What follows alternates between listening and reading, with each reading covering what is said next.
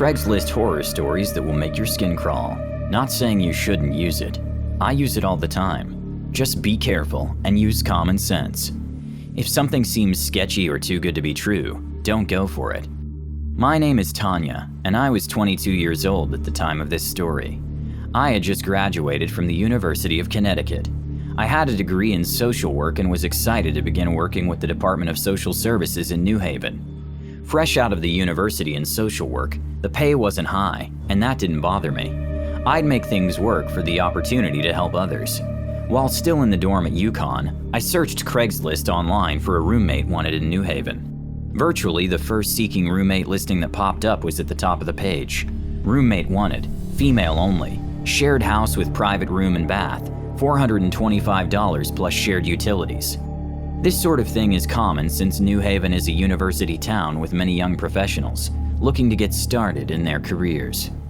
A room in a house for $425 a month was relatively cheap compared to most of the other listings. The other occupant listed herself as a 23-year-old college grad from Yale. She wrote that she was uncomfortable with male roommates and requested that females respond only to the listing. The house has a suite bedroom and attached bath. The rest is shared. There was only one of the outsides of the house. It looked run down, but I was sure I wanted this place. So I sent an email requesting to meet the roommate and view the property. Within a half hour, I received an email back with directions. She said 8 this evening would be great if I could make it. I wrote back, see you at 8. Very excited to meet you. At 8, I arrived. The house from the curb was unkept, but the price was acceptable. I walked up to the front door, and a hand-scrawled note was taped to the door. Door broken. Use back door. Walking around to the back, I noticed that the house was okay, but the lawn had tall grass that hadn't been cut in weeks, and the windows all looked unwashed, so maintenance, at least on the outside, was needed. Still, this didn't set off any warnings or alarm bells in my head. Girls are usually good with the inside, not the outside care of a home. I guess we will need a lawn care company for the yard. I knocked on the back screened door, and a middle-aged man opened the door and said hello.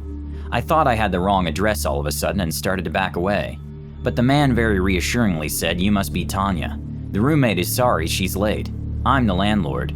She's asked that I give you a quick tour. She will join us shortly for you to meet her, but I'll give you the guided tour." He seemed kind enough, and still no alarm bells, or at least no red alert alarm bells, so I said okay. As I entered the house, I could see he was mid-40s and was unshaven, and had the look of someone who had been living without washing for a week. A few red flags began waving as he walked me around the house. First, no lights were on, and he didn't turn any on as we went from room to room. Sure, the light was coming in the windows, but why show me the house without turning on any lights? Secondly, there was almost no furniture. Only scraps of furniture left behind were no longer useful to earlier occupants. The landlord was polite about answering my questions, but irritable if I stopped walking. He was indeed giving me a quick tour. Only one room he did not show. He said it was the roommate's room, and he didn't want to invade her privacy since she wasn't there. As we came down the stairs, I saw that the front door was actually nailed shut with a board. It was indeed broken, as noted on my arrival. This was enough for the warnings to go from yellow to red, and my danger meter was reading high. I politely thanked him for the tour and told him I'd contact the roommate later. He perked up with a big smile and said, "But wait, you haven't seen the best. The basement has been completely refurbished and will be a great rec room. You'll love it. Come take a look." The landlord opens the basement door, which completely blocks the hallway to the kitchen and the back door. The basement is pitch black, yet he smiles broadly and says, "After you, my dear," sweeping his arm in a motion to enter the stairs. I can only say what happened next was a stroke of pure luck. My cell phone binged with a message just as some random car pulled up and parked out front of the house behind my car. Somehow I pretended it was a phone call and said, "Hey, we're just finishing up. Come around to the back door and I'll let you in. You have to see this place." Still holding the text message to my ear, I excused myself and confidently walked around the landlord to the back door. I ran for my car as soon as I was out the door. I locked myself in my car and took off as fast as possible. When I returned to UConn, I called the police and made a report. When I tried to show the officer the Craigslist roommate wanted to post, it had been removed. The police investigators said the house had been abandoned more than a year ago and was now in liquidation by the city. An officer who went to the house reported the one closed room that the supposed landlord said was the roommate's room and needed privacy looked like a man had been living there. All that remained was a pile of dirty clothes, some filthy blankets, and empty bags of fast food containers. The most chilling nightmare was that the room was wallpapered with nudes and X-rated porno magazines. It was a collage of sex and bondage floor to ceiling, wall to wall. So scary a tripwire was found on the steps going down and in the basement. In the basement were an old mattress, more filthy blankets, and a pile of old belts meant for bondage, I suspect.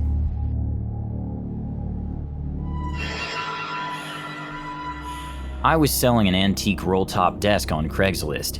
It had been my great-grandfather's desk at his clothing shop a century ago. I listed it for $2,800, or the best offer. It was in good shape and very well used, but still a good desk. It had been listed for a while and I wasn't getting any offers. It could have been my location way out of town, which put people off. Finally, I received a call about the desk. The man sounded a bit quirky with lots of questions, and his voice had a stutter followed by a deep breath at the end of each sentence. He asked to come look at the desk, saying he was very interested and needed to look it over so that he could make an offer. I gave him my address, and he said he would be over in an hour. I gave the desk a once-over with a bit of Old English wood oil, so it would look its best for an inspection. It really was beautiful under the lights. But just as I finished polishing, which had been just 10 minutes after I had hung up with the man on the phone, the doorbell rang. I was super surprised as I'm out in the country, and there are few neighbors, most of whom I know. For him to be here so quickly, he had to live nearby. I went to the door to greet him and was instantly uncomfortable about letting this man into my house. The stranger was dressed in torn and soiled jeans and a tattered t-shirt, with who knows what kind of stains running down the front. Disgusting. He had a graying mustache and unkempt beard, both stained from spitting tobacco. He greeted me in the same stuttering voice with a big breath at the end as on the phone. I reluctantly invited him in to see the roll top. He slowly moved into the house and saw the desk in the living room.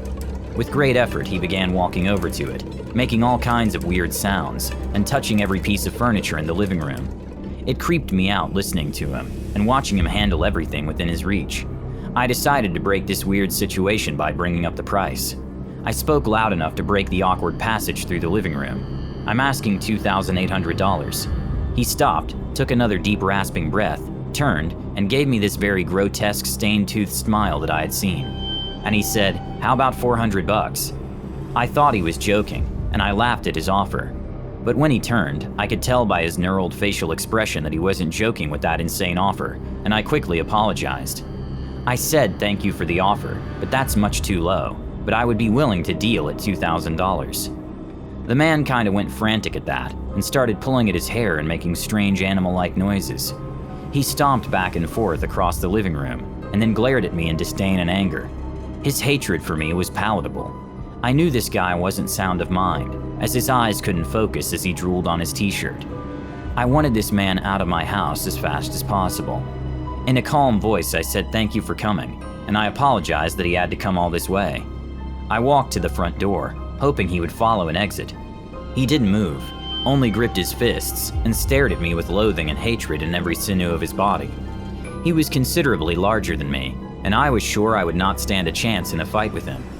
Then the man reached behind his back, and I didn't know if he had a gun, knife, or blackjack. I turned and bolted from the house and ran a quarter of a mile through a cornfield to my neighbor's farm. I told him the story and we called the police. We heard the police sirens and took my neighbor's truck back to my place. When we arrived, the police escorted the man in handcuffs out of the house. The officer said something alarming. When they found him, he was hiding in the kitchen pantry closet and holding a loaded gun. It was miraculous the policeman wasn't killed when he found the man. It was miraculous I wasn't killed. The most chilling thing about this nightmare is that I can't get that image of hatred and that twisted, dirty smile out of my mind. It still haunts me.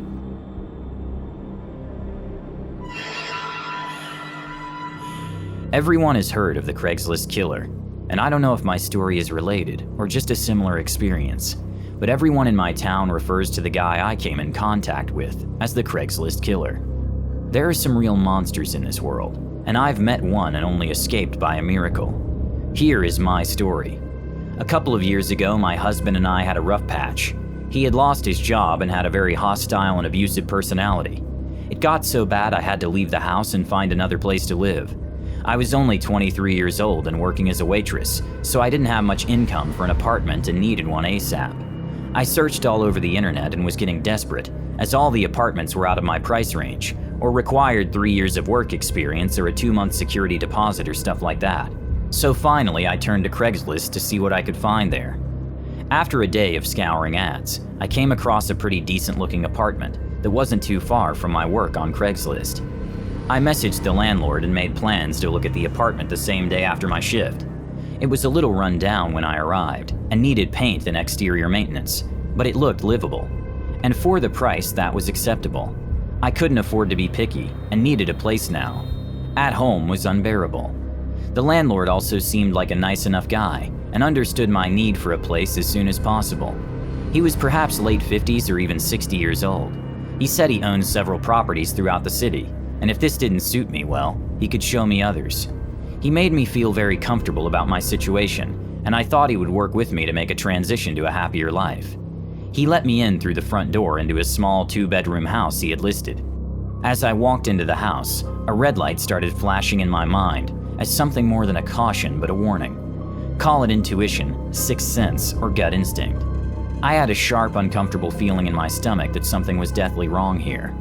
Despite the red flares of warning in my gut, I didn't want to be rude, and my mind was saying I really must find a place to escape my personal situation at home. So I entered.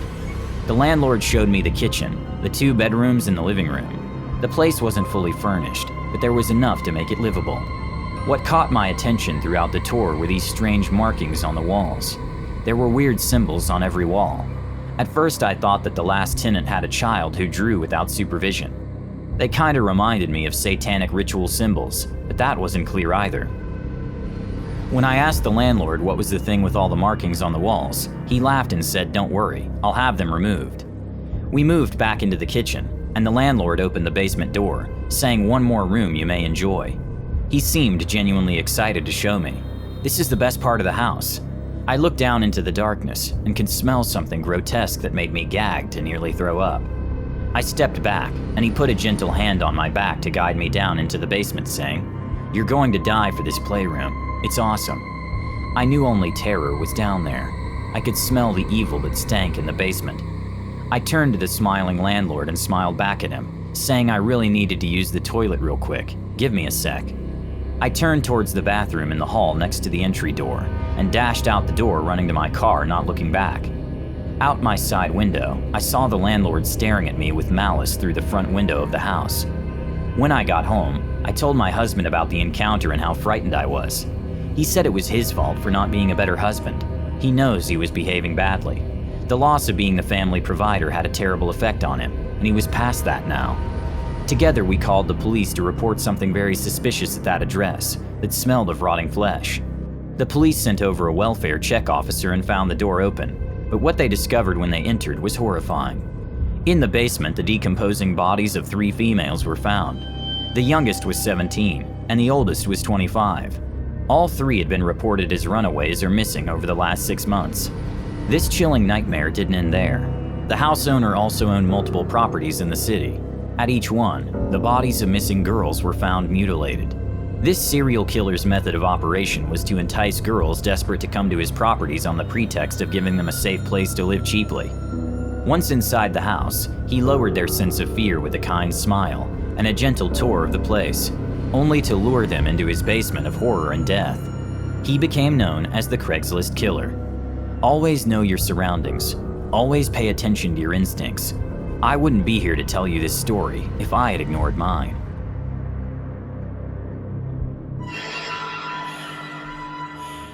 Buying a car can be a stressful experience, but no one expects it to lead to a frightening murder investigation. You've heard wild and crazy stories of people buying things online. Sometimes it is a hidden gem worth thousands more than what was paid, and other times it is a colossal disappointment. But seldom does it put you in danger of your life. Let me tell you about my harrowing experience buying a car listed on Craigslist. It was 2 summers ago. I had a job as a pizza delivery guy, and the piece of junk I was driving was crapping out on me. I was afraid it would give up the ghost on a delivery at any moment, so I urgently needed to find a replacement quickly. I was on a tight budget, and I thought on Craigslist I could find what I needed. I spent a day sifting and browsing ads, hoping to uncover that gem from the heaps of junkers in my price range. It really didn't take too long before a sedan attracted my interest. Despite high mileage, it looked in great shape, and the asking price was unbelievably low. The post stated that the owner was moving overseas and needed to sell his car quickly. That explained the bargain price. I called the seller and said I was very interested and was a cash buyer.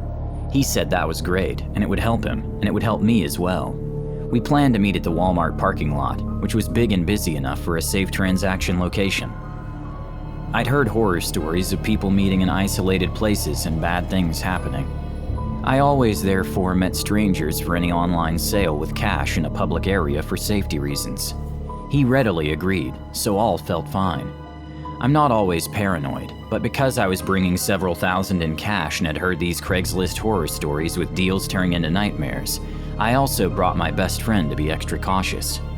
When we arrived at the Walmart parking, I saw the car already there. It looked awesome. It was far better than the pictures.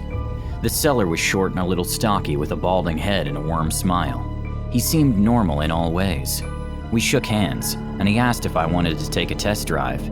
He appeared anxious for me to like the car and make a deal. He even suggested that he would negotiate to complete this transaction today.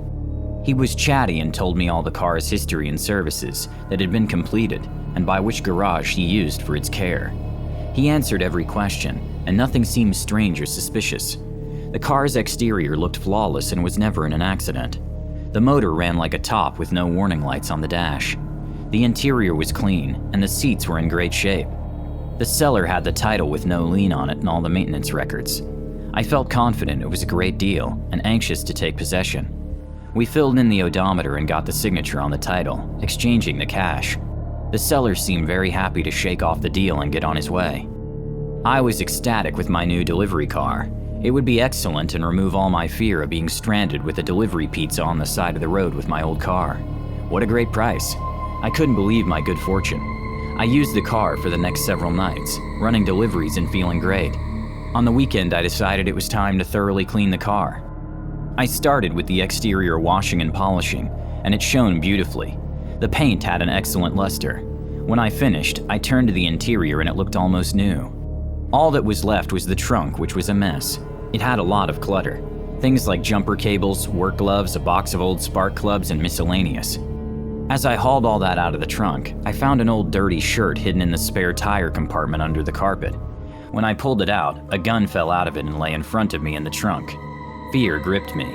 I could see that the gun and the shirt were covered in a brownish stain that I was sure was blood. I was confused and didn't know exactly what to do. I had a queasy feeling in my gut that this was a murder weapon and that a body had been transported in the trunk of my car. The potential that I had stumbled onto a crime scene that could put me in real danger. Once I got the spinning in my head to stop and the shock dissipated, I drove to the police department and told them what I had found in the trunk of my just purchased car. They took the gun into evidence and impounded my car as a potential crime scene. 2 days later, they reported that the gun, in fact, was linked to a brutal murder several weeks earlier. The body had been recovered from a field several miles outside town, but they had no leads on the killer. The finding of the murder weapon in the car gave the investigator enough evidence to provide them with a suspect. They believed that he had fled the country only days earlier. This revelation that I had been driving around delivering pizzas in a murder car with the weapon still hidden in the trunk, oblivious to the danger it exposed me to, freaked me out. The police said they had turned the evidence over to Interpol, but felt with the murderer out of the country, there was little likelihood he would be caught. Through this Craigslist experience, I have gone from the thrill of my great luck to my disbelief that my purchase was a crime scene, and finally the chilling nightmare that the murderer was still out there, and he may be very displeased. I gave the police the evidence to convict him when he was captured. I could no longer drive this car and put it up for sale on Craigslist for a great price.